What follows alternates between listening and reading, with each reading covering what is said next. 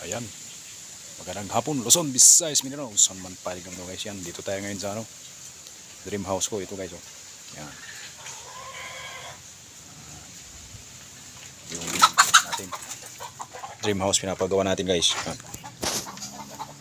Dito nakatira si Man 1, Man 2, Man 3, 4, Man 5. Guys.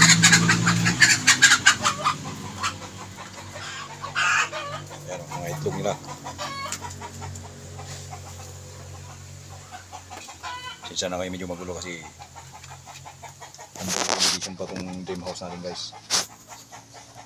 Bali tinatira muna natin si Man 1, Man 2, Man 3, Man 4, Man 5. Ayan guys.